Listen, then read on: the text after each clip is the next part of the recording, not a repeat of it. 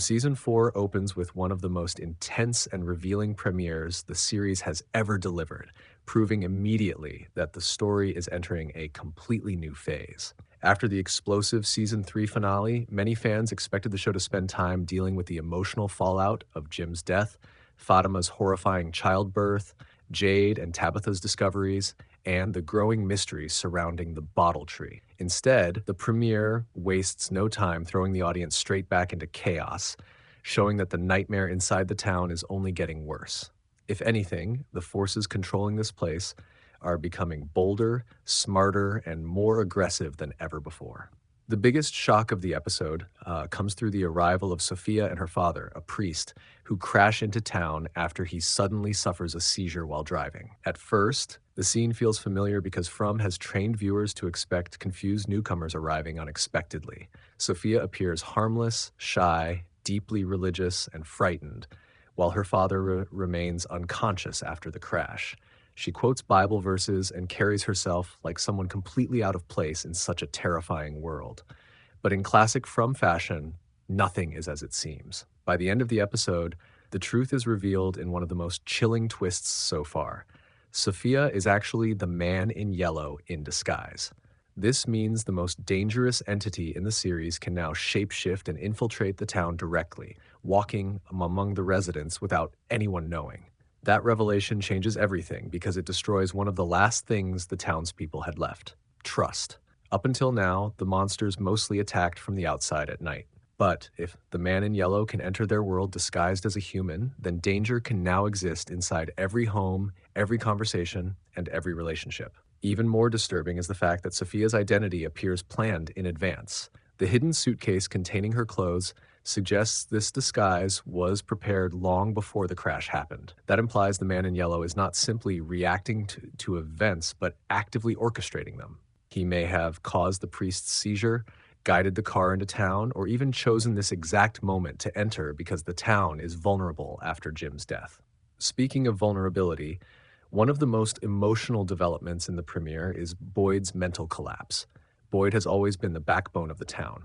No matter how terrifying things became, he kept pushing forward. He lost Abby, watched countless people die, struggled with illness, and still managed to lead others through impossible situations.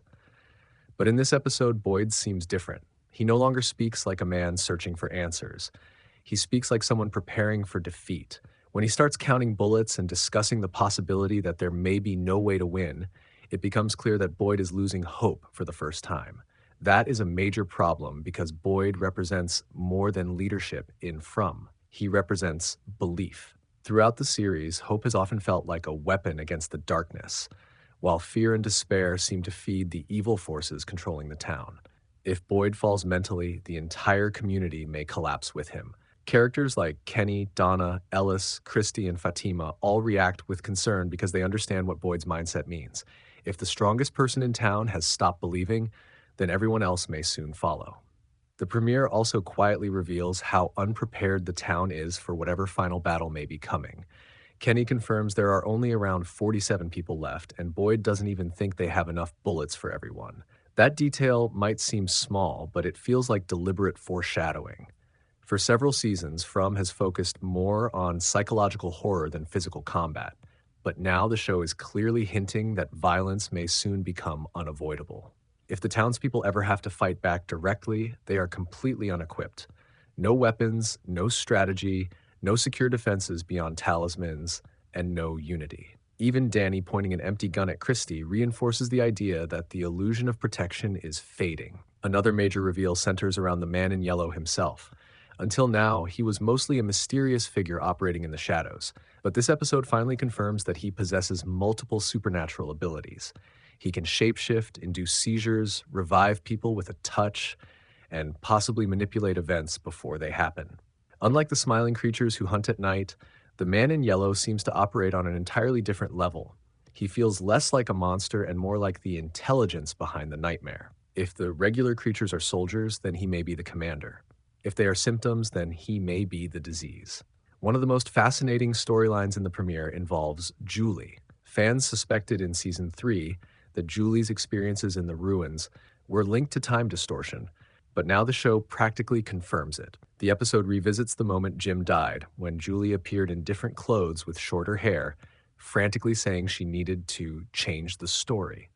Then the man in yellow asks her a chilling question: "When did you come from this time?" That line is incredibly important because it confirms he understands that Julie is moving through time. This suggests Julie's ability may be more than simple time travel. Ethan once called it story walking, and that phrase now feels deeply meaningful.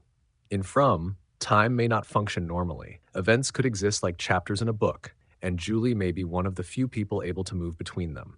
If so, she could become the key to breaking the cycle, trapping everyone in town. But it also raises a tragic possibility. Julie may keep trying to save Jim and repeatedly fail, trapped in a loop where she witnesses the same death over and over. The episode also redefines the meaning of seizures throughout the series.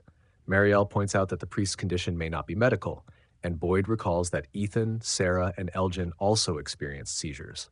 Julie now experiences them when entering the ruins. This creates a strong connection between seizures and supernatural contact with the town. Each person affected also had some unusual experience afterward. Ethan described the Lake of Tears. Sarah heard voices commanding her. Elgin received visions. Julie crosses time. This implies seizures are not random symptoms, but side effects of being touched by whatever power controls the town. Even deeper than the mystery is the growing religious symbolism.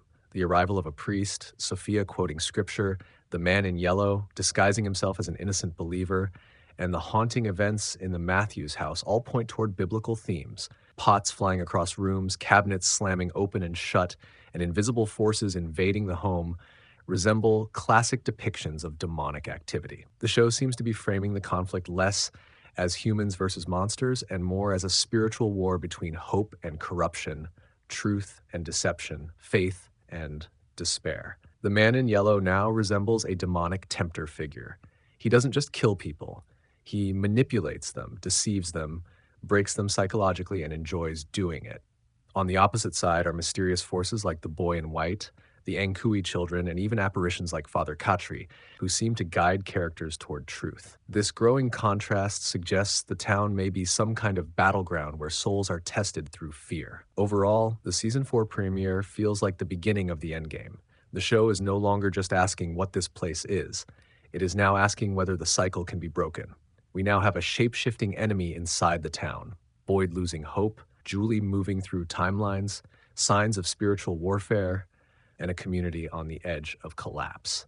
All of these pieces point toward one final truth. The town survives because people keep repeating the same patterns of fear, division, and surrender. If anyone can stop it, Julie may be the one person capable of changing the story. But with evil growing stronger and hope fading faster than ever, Season 4 may become the darkest chapter of From Yet.